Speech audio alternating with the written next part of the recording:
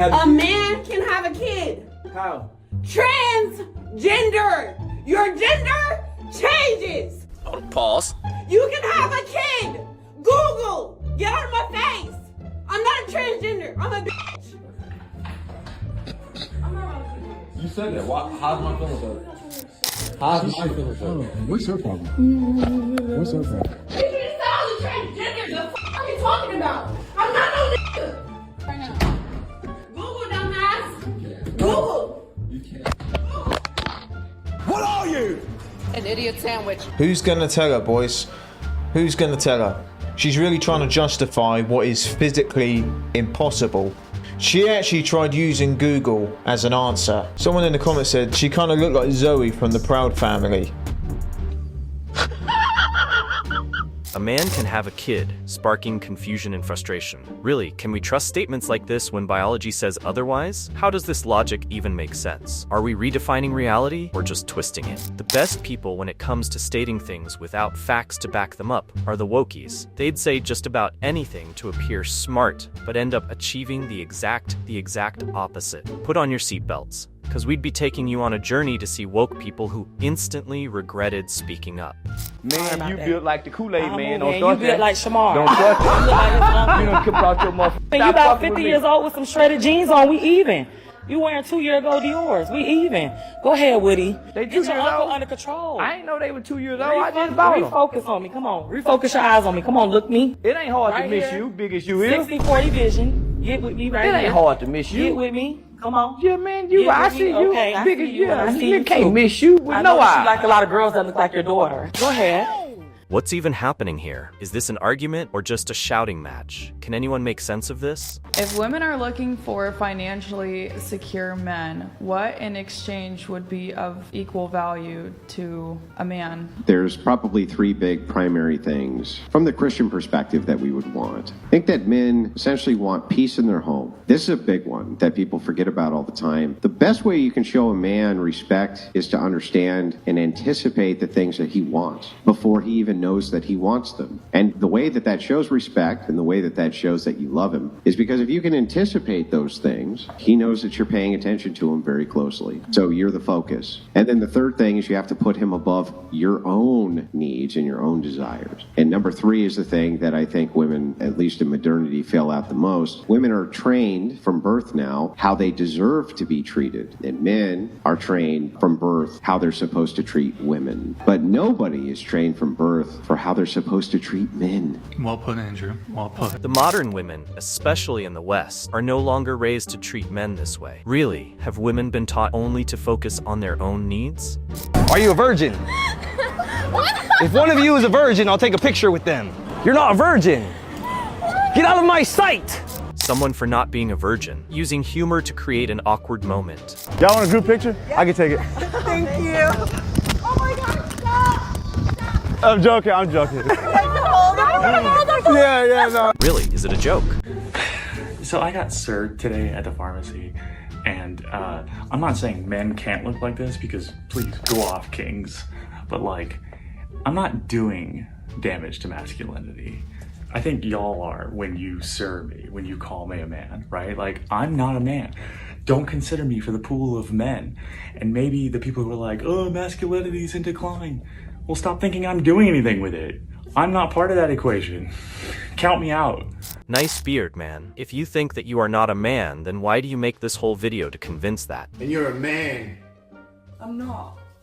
I'm not.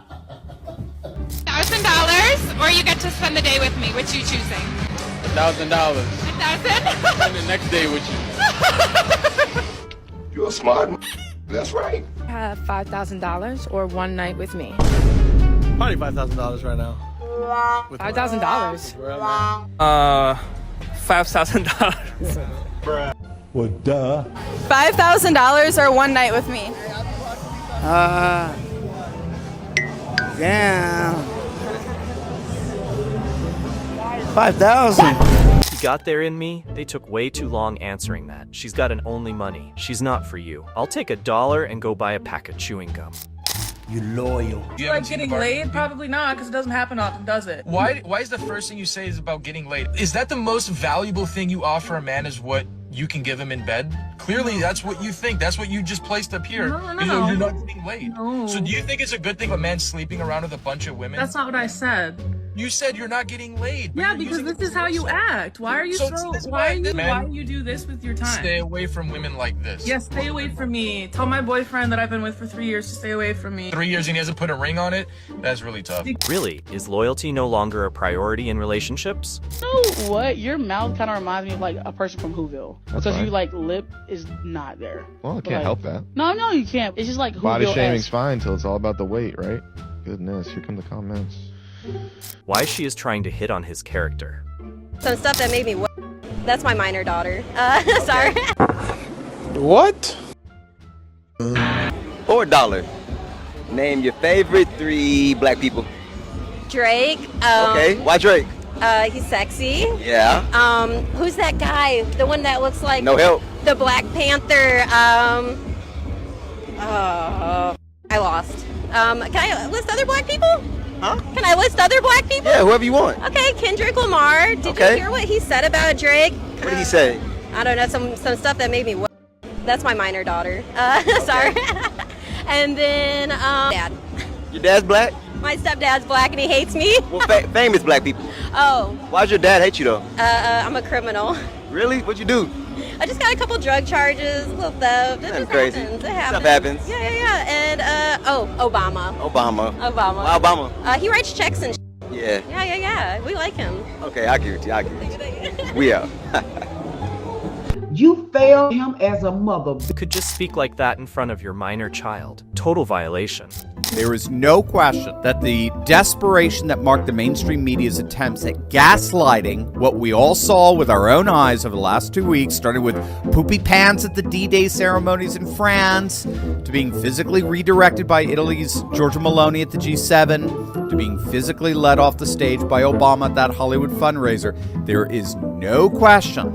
More and more pundits are openly admitting that the Democrats do in fact have an age-old problem. Media allegedly tries to downplay or gaslight visible moments of concern regarding prominent political figures, referencing incidents like Whoopi Goldberg's behavior at ceremonies and Obama leading someone off stage. Our message is, of course, to end the indoctrination, sexualization, and mutilation of children happening under the guise of LGBTQIA Wi-Fi password activism. Yeah. Do not hijack my games, bitches. That's what I say. I learned the importance of gathering different people from different organizations willing to stand up. I have no feet, so it's metaphorical standing. Just while, you're laughing at my disability? Is that what you're doing? Yes. Children being targeted, or is this an exaggeration? Do you think the pressures associated with being a man might account for why so many men are transitioning into women? I'm sure that's part of it, yeah. I think the other side can be attractive if you feel like you can't identify as a man without taking hate, without taking blame, without taking all of that pressure, all of that struggle. Really, is the pressure of being a man pushing people toward transitioning? Hybrids and stuff, because I'm here studying biology, and so we've learned a lot about genetic mutations and disorders and such, and there actually are hermaphrodite human beings where they have both ovaries and testicles. And that, I have it right here. It's actually a medical condition called ovotesticular disorder. And there are also other genetic disorders where people are born with XXY, XY, or just X or just Y and such. And while it may seem rare, there are hundreds of thousands of people born with this each year. And so going off of your fairy tale hybrid people, they do exist. And so I'm just wondering how that would play into your view of there being a spectrum of gender, because these are people who can get pregnant and also impregnate someone else? Yes. Hermaphrodites, they have both ovaries and testes. No. If such a person existed, that would certainly, I would not include that part in my next speech. But such a person does not exist. Now, intersex and now the genetic deformities you're talking about obviously do exist, and I expected someone to bring that up in the Q&A. I think it's a fine point to bring up. Two things I would say to that. Number one, that actually has nothing to do with transgenderism, because when we're talking, If when we talk about transgender, we're talking specifically about intersex people. How should we approach these unique cases in the broader conversation on gender identity? The socioeconomic thing where we're trying to explain to people is that as we go forward, there's a small group of men who have a ridiculous access to women because of social media, and a large group of men who have no access at all. And because those men don't have access, you see angrier and angrier groups of men. Because academics did not want to have the conversation about men falling behind, that's why Andrew Tate had that conversation, and that's why he became so popular so fast, because academics didn't even want to acknowledge that there could possibly be a problem where men were falling behind as far as relationships that were concerned, as far as jobs were concerned, as far as education was concerned. 5% of psychologists under the age of 30 are men. 5%. Do you understand what's going to happen to the entire field of psychology? There are more female military pilots than there are male kindergarten teachers. While women have gotten into accounting, becoming doctors, and some of them getting into engineering, men did not become nurses. Men did not become kindergarten teachers. Like, we have gotten to the point where there are certain institutions where men have completely... Wow.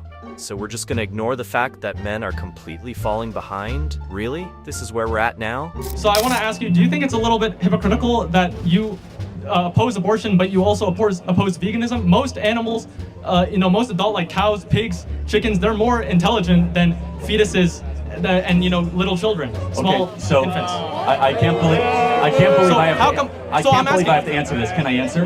Yeah, so how come you're saying that Can I children... answer? Okay, yes, yeah, go ahead. Okay, if you leave a cow for 5 years, will the cow ever be able to talk?